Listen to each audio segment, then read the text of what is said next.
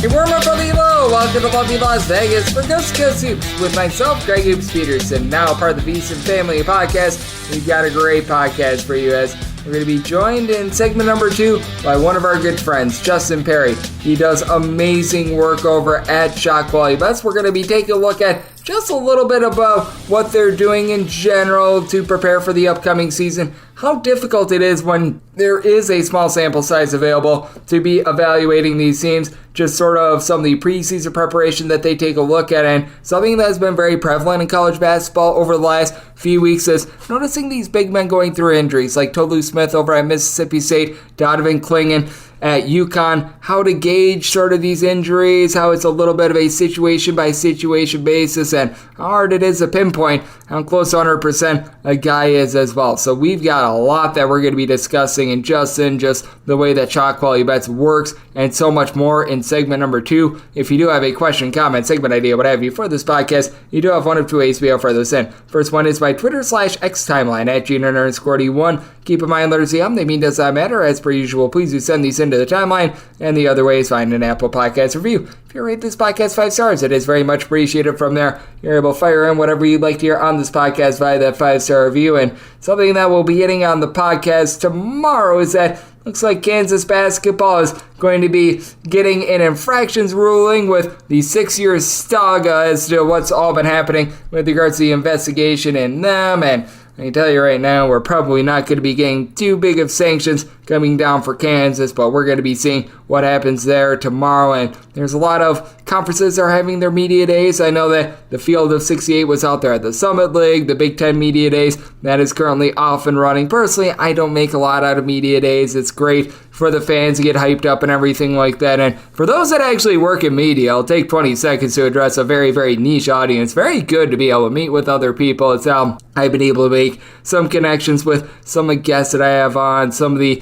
connections I have just with regards to all that I do at VSiN, what have you. So very good opportunity there. Really not a lot of takeaways as to what's going to be happening on the floor unless if the coach lends some trade secrets with regards to the way that a guy is progressing with injury, and that is certainly something that I'm going to be listening for. Really didn't hear a lot of that on Tuesday, but if there is some tidbits that come out that can give us a little bit of an edge, that can give us a little bit of newfound information, that is going to be very solid. But not a lot happened with regards to what we all saw on Tuesday, so we're going to be just trying to get you guys set for what is going to be a tremendous college basketball season. We're now just 26 days away, so we're going to be talking with Justin just about how he gauges college basketball, getting set for the upcoming season, how he utilizes what he's seeing with his eyes, and being able to make it a little bit more quantifiable with numbers as well. So, great chat with Justin Perri coming up next right here on Coast to Coast Hoops with myself, Greg Hoops Peterson, now a part of the VSiN Family Podcast.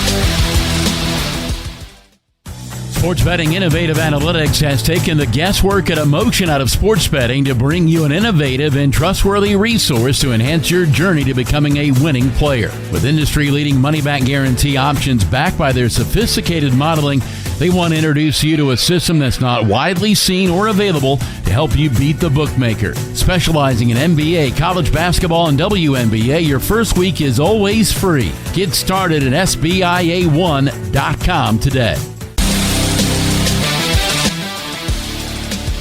We're back in lovely Las Vegas for Coast to Coast Hoops with myself, Greg Hoops Peterson, now part of the VSiN Family Podcast. It is always great to be joined by this man, Justin Perri. He does amazing work over at Shot Quality Bets, taking a look at this game that we all know and love, while he does amazing work with football, with baseball, so many different sports.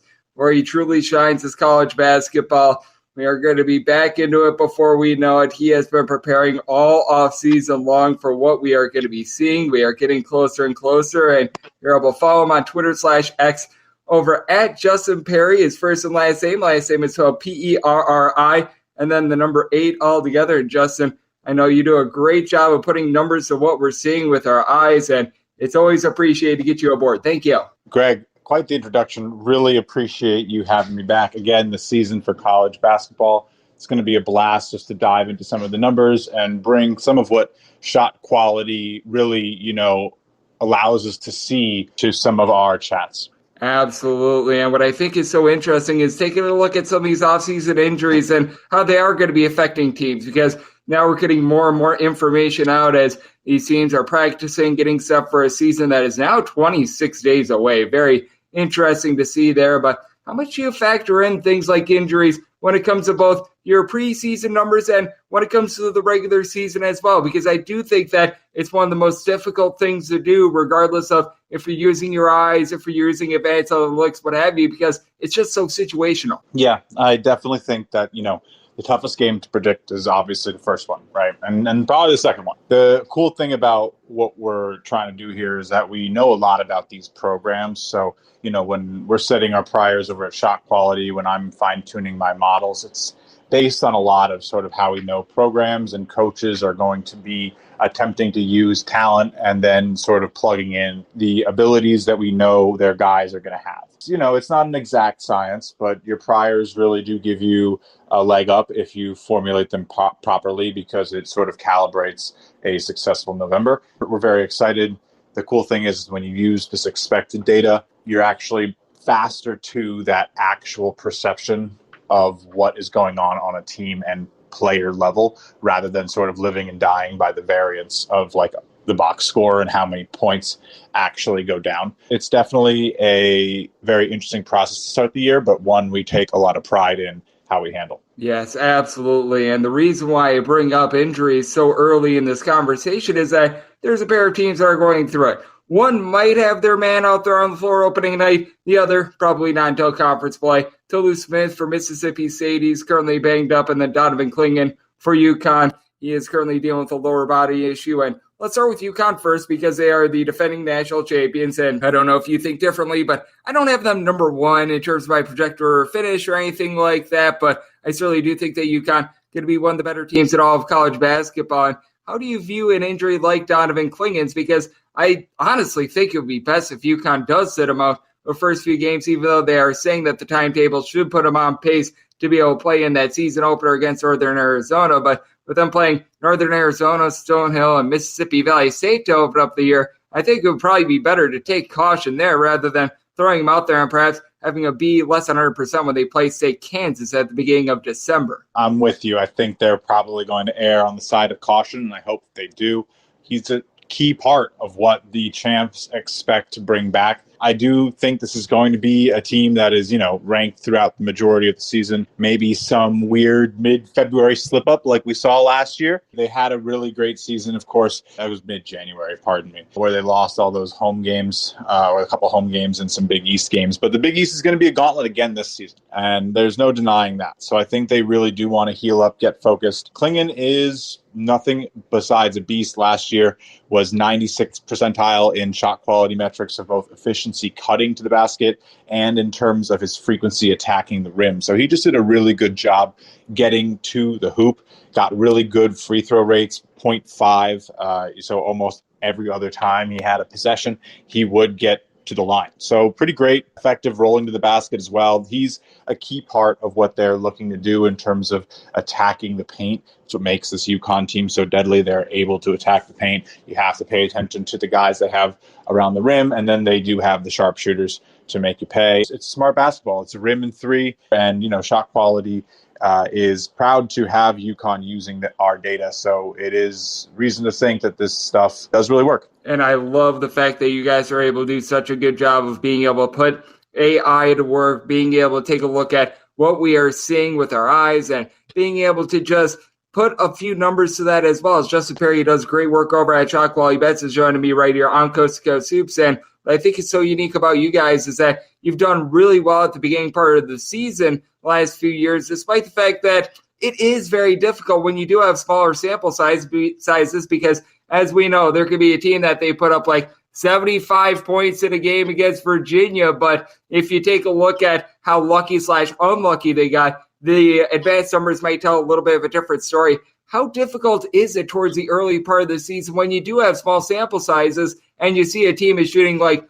42, 43% from three-point range and trying to determine whether or not it's real or not? Because I think that that's always one of the biggest struggles. And with what you guys have been doing, it's been very successful over the last few years. Yeah, and that has a lot to do with just how quickly we can understand and how quickly we can evaluate every shot. There's a lot of efficiency metrics out there that will just have a team be rated based on how well they're shooting. And we all know that teams at the college level go through their ups and downs throughout the season. The key we want to, really hammer home is that you want to find the most expected performance points, to try to predict what's going on, especially when you look into sports betting and trying to, get into who's going to win the games or who's going to be prime upset candidates come March. What we really get into is looking at the literal locations on the floor of where the defenders are, where the offenders are, the way the shape of the offense is sort of building, and then the closeout speeds, the distance, the release point of that basketball. The minute it sort of leaves the hand, shot quality isn't really, tied to if it goes in or not. Those statistics are, of course, factored in as we continue to try to understand a player's ability as they transition from a freshman to a sophomore to a upperclassman, and then, even further into their careers. We keep individualized player data and compare players to themselves to understand performance changes and also to actually calculate the basket. So it's a pretty interesting process with the data and how we use those location points to really key in. But the bottom line is that we're really evaluating the process of the offense rather than the result. So you're going to have games where the result is in either direction not what you would expect based on the shots taken. Shot quality is really going to key in and tell you, okay, if things were to go as those shots were valued based on where they're taken and who's taking them, this is how the game's going to go. So you can really start to truly feel the difference between a good offense and maybe a lucky performance. And I think it is so interesting to take a look at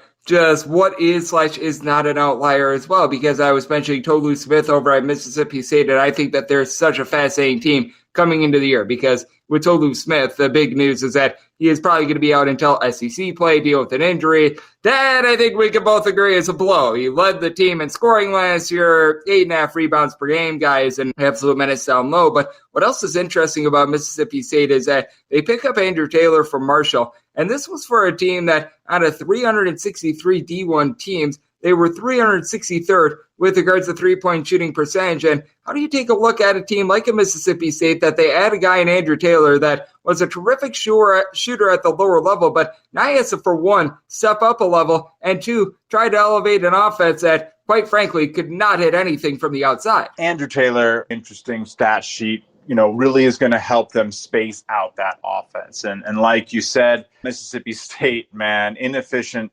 shooting was just the name of the game, and they were the worst in terms of the numbers. But again, shot quality had them around 304th in terms of their 3-point shooting efficiency based on those location metrics. So didn't expect it to be that bad. So maybe try to remove the fact they were the bottom of the bottom. And, it was probably lower third in terms of what they were generating. And a guy like Taylor is going to come in and I think do a good job. I think you just want that threat. He's a good steal guy, of course, at a lower level with the Herd. But, that conference isn't a joke. They made some good run, and there were some good talented teams there, and we've seen the parity in the sport continue to grow. So, yeah, I think as long as they can keep him from taking too many mid-range looks, which I think was also just a symptom of the way Marshall played and the fact that, he could be the guy with the ball in his hands at the end. So interested to see what his numbers look like this year in a offense that needs that stretch and isn't going to be really looking to him for that last-minute basket, has guys underneath the rim. Hopefully, like you said, Tolu Smith comes back. Such a good blocker, such a good rim attacker. The combination of these things with, everything else that they're trying to do over there, if they really can open it up, they could be a lot more dangerous. And I think that it is so interesting that you were looking at those numbers for Mississippi State, as Justin Perri, who does great work over at Chalk Value Bets, is showing me on Coast to Coast Hoops. And how much, when you take a look at a full season data set, do you find teams are a little bit of an outlier? Because typically when you do have a team like Mississippi State, who we were mentioning before, be 363rd out of 363 D1 teams in terms of three-point shooting percentage, they're probably not a team where it's they just got unlucky, or else they would have been a top 10 team. That would never be the case. But at the same time, I am in agreement with you that they were probably better than 363rd. Sometimes you just have things snowball as you just keep on having clunker after clunker of a performance. It sort of just gets into your head. I know that I've heard some coaches talk about that. So I always do think that the psyche of a team is interesting to take a look at. And additionally, how much do you take a look at the way that South Florida had a renaissance? Because 2 years ago, they were dead last in three-point shooting percentage. And last year, they were honestly halfway decent from distance. And Mississippi State perhaps being in that same fold of a team that could be able to be what South Florida was last year. Yeah, I mean, you look at South Florida's numbers, pretty interesting stuff. We use our numbers to compare to real numbers to, give a really nice look at like a potential regression, across the board in terms of the way teams look. And this South Florida team did shoot 1.9% better from behind the arc than we expected. And I think that could be something we see with Mississippi State. Our numbers last year for them, they shot 26% from behind the line, Greg. I mean, that's just terrible. We expected 31%, so 5.3% expected increase from behind the line. This team was just getting unlucky, played a lot of good games, especially in the SEC. A lot of games where shot quality expected them to win, and they didn't in January. I'm talking about the string when they played Alabama, Tennessee, Georgia, Auburn, Tennessee again, Florida, TCU. They won TCU, but that Florida game, all of those were shot quality wins and actual losses and games that were decently close. Some of them looked pretty ugly. The Tennessee game was, probably the worst one, when they went to Tennessee. But again, I think this is a team that can bounce back. It's a prime candidate probably to have some low opinion in the market. And there are really interesting ways to sort of look at that in terms of what shot quality can do. You take a look at our site, we actually have a free stat sheet available with some of our metrics to get a taste. And we have a shot quality record right next to a team's actual record. And that's essentially their percent expected win rate in each game instead of their actual win-loss. So over time, it shows how many wins you've actually earned compared to how many wins you actually have. And Mississippi State was 21-13. We expected 21-13. So the games kind of evened out. But some of the teams that maybe got unlucky last year, Wyoming, Abilene Christian, San Diego, some of the teams that led our unluckiest teams lists there, some teams that maybe you would think aren't so great, Presbyterian, New Mexico State, Albany. Some teams are just actually bad and shot quality is still developing. And so when you have very bad teams who shoot maybe too many threes because they get into garbage time too much, we're actually working on new algorithmic updates to our garbage time evaluations so that you don't see a team like LIU to be considered unlucky when really they're just hoisting a lot of bad threes. We just, the three is essentially more valuable than the two. So there's some really fine tuning in those liminal conditions where you have a team like that. Some really interesting teams. Almost every conference has a team that you would maybe think did badly and we said was maybe a little unlucky.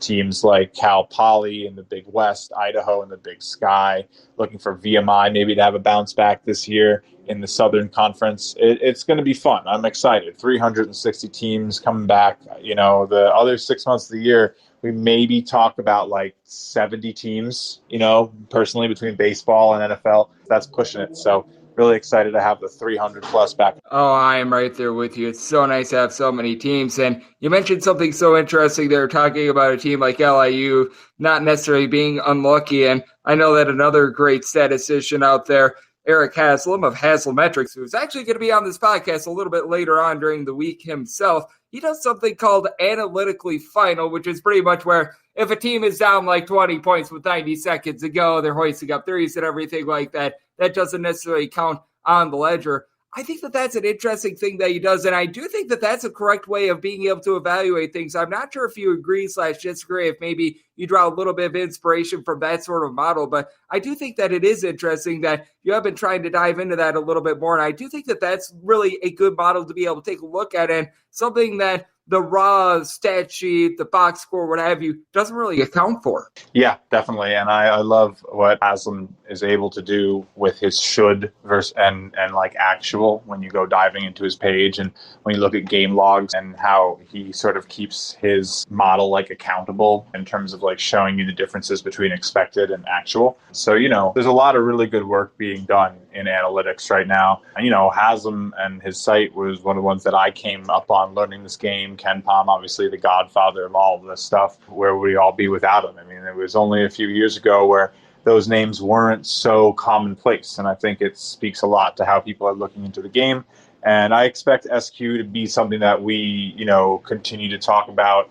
It's very akin to what is going on with like expected goal philosophy in soccer, about really evaluating the position of the shots rather than just blindly saying, okay, it went in or not. And then, games are decided on whether the ball goes in or not. And it's not to make light of the result. And it's not to say that teams that win shouldn't have won. It's more of just sort of like a evaluation tool for us to get another data point to understand what's actually going on, right? And there are going to be teams and players who do consistently outperform their shot quality because they're excellent shot makers. And players like Kevin Durant are going to break models that, have things that go on like that. And so it would be the same thing with someone like Messi and XG, right? Like the guys who just are so good, it gets tough. And so we're obviously always working to get more and more accurate. But the cool thing is that the data has shown to be so good. And we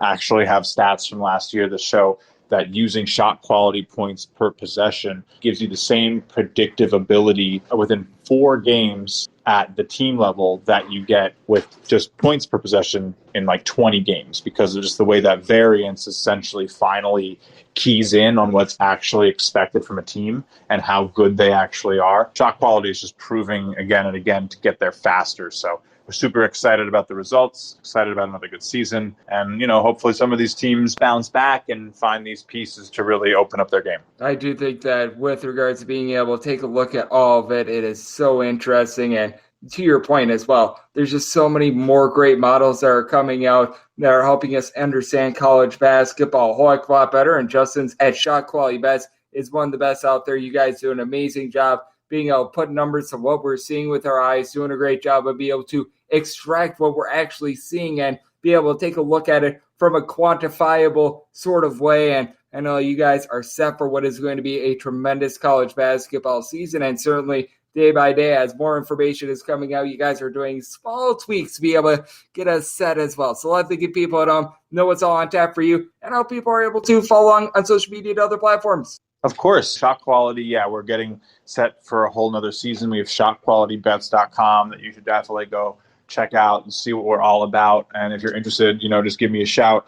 We have a Discord, discord.gg/shotquality if you want to go hang with us there and talk about what we have to offer. Some really good simulation tools, really cool models in terms of, predicting things or getting more and more powerful. We're really excited for our best bets this year. So looking forward to another good season. And then you can just follow my stuff and get updates on all of that and more over at Justin Perri 8 on Twitter or X or whatever you want to call it. But Greg, thank you as always for having me and looking forward to coming back soon. Oh, yes. We are certainly going to be joined by Justin quite a bit this season. He does absolutely amazing work taking a look at this game that we all know and love of college basketball. And one tremendous insights whenever he's on this podcast. So big thanks to Justin for joining me right here on Coast to Coast Hoops. I'm part of the VSiN family podcast. And if you like what you're hearing from his fine podcast, Coast to Coast Hoops, you're able to subscribe wherever your podcast, Apple Podcasts, Google Play, Spotify, Stitcher, and TuneIn. And if you have a question, comment, segment idea, what have you for this podcast, you have one of 2 ways we'll further those in versus my Twitter timeline /X timeline at GNR41. Keep in mind, letters EM.